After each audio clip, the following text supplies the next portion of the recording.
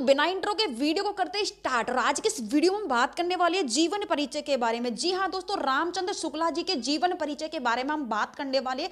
और ये इतना इंपॉर्टेंट, रामचंद्र शुक्ला जी का जो जीवन परिचय इतना इंपॉर्टेंट है कि आप किसी भी ईयर का पेपर उठा के देख लो, हर साल ये आपको देखने को मिलने वाला है। तो आज की वीडियो आपका 5 नंबर पक्का करवाने वाली है। जी हाँ दोस्तों, बहुत ही आसान तरीके से याद करने की टेंशन छोड़ दो, क्योंकि आपने ये वीडियो कंप्लीट देखी है, आपको याद होगा, क्योंकि ये वीडियो चाहत दीदी की रहने वाली है। तो आज आपको ये बहुत ही आसान और सरल भाषा में लिखा है, यानी कि हर किसी को याद हो जाएगा। तो चलो स्टार्ट करते हैं जीवन परिचय आचार्य रामचंद्र शुक्ला जी का। ठीक है, अब हुआ क्या था कि आचार्य रामचंद्र शुक्ला जी का जो जन्म था 1884 ईस्वी में हुआ। कब हुआ था? आचार्य रामचंद्र शुक्ला जी का आपको जन्म याद रखना है, कब हुआ? 1884 ईस्वी में हुआ था। कहां पर हुआ था? यूपी में हुआ था, यानी कि उत्तर प्रदेश राज्य में इनका जन्म हुआ था। कहां पर हुआ था? उत्तर प्रदेश में हुआ था। उत्तर प्रदेश की बस्ती जिले में। कहां पर हुआ था? उत्तर प्रदेश की बस्ती जिले के अगोना गांव में इनका क्या हुआ था? जन्म हुआ था। अब आपको 2-3 चीज याद रखनी है। ये तो पता है कि किसका जीवन परिचय आप लिखोगे तो इनका आपको जन्म की तिथि याद रखनी है, 1884 में हुआ, यूपी में हुआ, और बस्ती जिले के अगोना गांव में इनका क्या हुआ? जन्म हुआ। अब इनके जो पिता थे उनका जो नाम था वो पंडित चंद्रवली शुक्ला थी। इनके पिताजी जो हुआ करते थे उनका जो नाम था पंडित चंद्रवली शुक्ला था, तथा माता का जो नाम था विभासी देवी था। ठीक है, ये आपको याद रखना, विभासी देवी इनके माता का नाम था। इनकी माता एक धार्मिक महिला थी, जो सभी की माता एक धार्मिक प्रवृत्ति की महिला होती है। इनकी जो प्रारंभिक शिक्षा हुई थी, किसकी? आचार्य रामचंद्र शुक्ला जी की जो प्रारंभिक शिक्षा थी इनके पिता के पास में मिजोरम में हुई थी। अब हुआ क्या था कि जब इनकी प्रारंभिक शिक्षा स्टार्ट हुई थी तो ये अपने पिताजी के पास रहते थे मिजोरम में, और वहीं से इनकी क्या हुई थी? प्रारंभिक शिक्षा की प्रारंभ वहां पर हुई थी। ठीक है, अब मिशन स्कूल से इन्होंने 10वीं पास कर लिया। ठीक है, ये 10वीं से पास थे, और इन्होंने जो 10वीं पास किया था वो मिशन स्कूल से किया। ये चीज भी याद रखनी है आपको, मिशन स्कूल से इन्होंने 10वीं पास किया था। ठीक है, अब 10वीं में जैसे ये पास हो गए, जैसे आप 10वीं में पास हो जाते हो तो आप 11वीं में का, यानी कि आप का जैसे 10वीं तक का स्कूल है तो आप दूसरी स्कूल में जाओगे, यानी कि जो 11वीं 12वीं उनमें आपके स्कूल में हो वहां जाओगे। ठीक है, आप भी तो इसी तरीके से जैसे इन्होंने 10वीं पास कर लिया तो ये उच्च शिक्षा के लिए, कहा किसके लिए? उच्च शिक्षा के लिए इंटरमीडिएट परीक्षा देने के लिए इलाहाबाद में दाखिला लिया। ठीक है, अब इनको क्या होता है कि आप तो जैसे डायरेक्ट 10वीं पास कर ली और दूसरे स्कूल में चले गए, अब पर इन्होंने उच्च शिक्षा के लिए इनको एक पेपर देखना था, उसको देने के लिए इलाहाबाद में इन्होंने दाखिला किया। परंतु जैसे इनका दाखिला हो गया उस चीज में, परंतु इस परीक्षा से पहले ही इन्हें विद्यालय छोड़ दिया। अब इनका जैसे उच्च शिक्षा के लिए गए, इलाहाबाद पेपर देने गए, अब उनका दाखिला वहां पर हो गया था इलाहाबाद में, पर ना तो इन्होंने उसमें क्या किया, परीक्षा देने से पहले ही विद्यालय में जो इनका पेपर होता है वो दिया ही नहीं। क्यों? क्योंकि ना तो वहां की इनको पढ़ाई समझ में आई और ना ही वहां का स्कूल इनको समझ में आया। तो उन्होंने क्या किया कि परीक्षा से पहले ही भाई विद्यालय छोड़ दिया। ठीक है, विद्यालय इन्होंने छोड़ दिया था।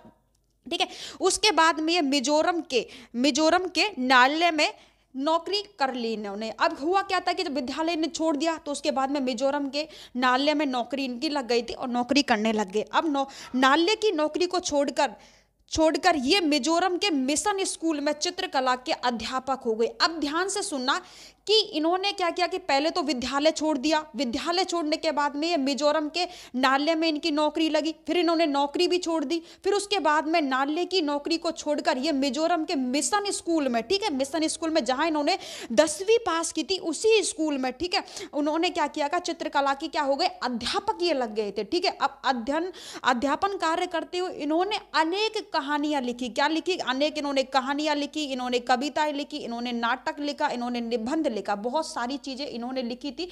ठीक है, कि इन्होंने रचना करते कि उसके बाद में क्या हुआ था कि विद्वता से प्रभावित हुए। ये जब इन चीजों में करने लगे तो इनको क्या मजा आने लगा और ये और अच्छी से करने लगे।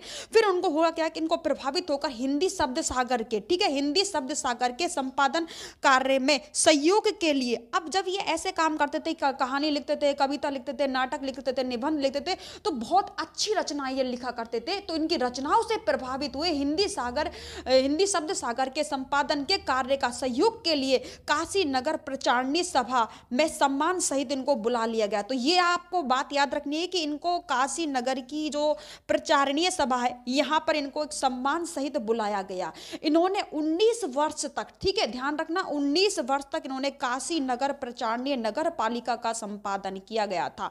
इनको बुलाया गया था क्योंकि इनकी जो कहानी, कविता, नाटक और निबंध से रचना इतनी प्रभावित हो गए ये लोग कि इन्होंने इनको सम्मान सहित बुलाया गया था। और फिर आचार्य जो रामचंद्र शुक्ला जी थे उन्होंने 19 वर्ष तक काशी नगर जो प्रचारणीय नगर पालिका का संपादन किया। कुछ समय पश्चात इनकी नियुक्ति काशी हिंदी विश्वविद्यालय के प्राध्यापक के रूप में हो गई थी।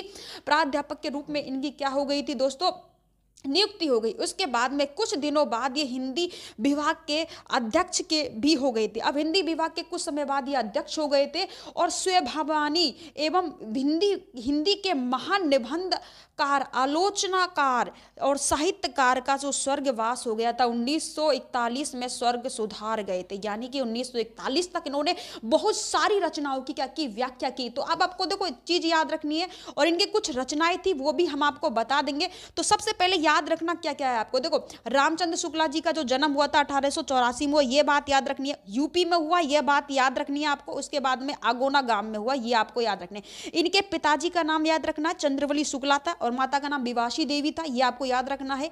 इसके बाद में धार्मिक प्रवृत्ति की महिला थी। अब इनकी जो प्रारंभिक शिक्षा थी मिजोरम में हुई, पिता के साथ रहते थे, ये चीज आपको याद रखनी है और लिखना भी है, ठीक है।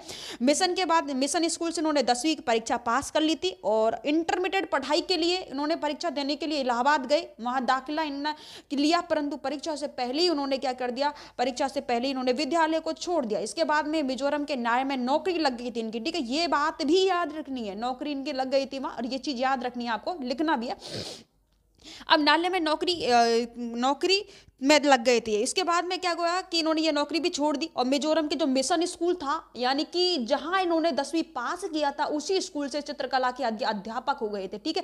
ये बात आपको याद रखनी है, ये लिखना भी है। और उसके लिए फिर उन्होंने क्या किया, अनेक कहानियां लिखी, कविताएं लिखी, निबंध लिखा, नाटक लिखे, अनेक इन्होंने रचनाएं लिखी। इसकी विद्वता से प्रभावित हुए हिंदी शब्द सागर के संपादन के, हिंदी ध्यान रखना ये चीज आपको याद लिखना है कि हिंदी शब्द सागर के संपादन कार्य में सहयोग के लिए इनको बुलाया गया था। हिंदी जो शब्द सागर है उनके संपादन के कार्य के सहयोग लिए काशी नगर प्रचारणी सभा ने इनको सम्मान सहित वहां बुलाया गया और कुछ समय के लिए पश्चात इनकी क्या हो गई, वहां से नियुक्ति हो गई थी, ठीक है, नियुक्ति हो गई। अब काशी हिंदी विश्वविद्यालय के प्रधानाध्यापक के रूप में इनकी नियुक्ति हो गई थी और के रूप में, और कुछ दिनों बाद इन्होंने हिंदी विभाग के अध्यक्ष भी हो गए थे। ये अब बहुत बड़े हिंदी विभाग के अध्यक्ष हो गए थे और स्वाभिमानी और हिंदी के महान निबंधकार, आलोचनाकार, साहित्य, और सन 1941 में ये स्वर्ग सुधार गए थे, ठीक है, ये आपको लिखना। इसके बाद में इनकी एक रचनाएं भी है, वो आप देख लो। इनकी कुछ महान रचनाएं हैं, ये भी लिख देना। इनकी महान रचना क्या है कि इनका जो निबंध था वो निबंध, एक तो चिंतामणि इनका निबंध है और विचार वी इनका निबंध है। अगला आलोचनाएं है इनकी, रस है, मीमांसा है, त्रिवेणी है, सूरदास इनकी क्या है भाई, इनकी क्या है, आलोचनाएं। कुछ कहानियां भी इनकी है, जैसे 11 वर्ष का समय इनकी कहानियां है। इतिहास में हिंदी साहित्य का इतिहास, तो ये भी आपको लिखना क्योंकि पूरा नंबर मिलेगा अगर आप इस तरीके से लिखते हो। उनकी महत्वपूर्ण रचनाएं, निबंध, आलोचना, कहानी और ये वगैरह सब कुछ अगर अच्छे से लिख देते हो तो आपका पूरा नंबर मिल जाएगा। तो भाई आज की वीडियो ने आपको 5 नंबर पक्के करवा दिए। बहुत ही सरल आसान तरीके से हमने आपको ये बताया है और बहुत ही आसान भाषा में इसी तरीके से ही आपको पूरा लिखकर आना है, ठीक है। तो कैसा लगा ये वीडियो, और अपने फ्रेंडों के साथ जरूर से जरूर शेयर कीजिएगा। और आज की वीडियो में यार इतना ही, अब मिलेंगे नेक्स्ट वीडियो में। तब तक के लिए दोस्तों धन्यवाद। अगर वीडियो अच्छा लगे तो प्लीज लाइक कीजिएगा, चैनल पर पहली बार विजिट करो तो भाई चैनल को जरूर सब्सक्राइब कर लीजिएगा। Bye bye.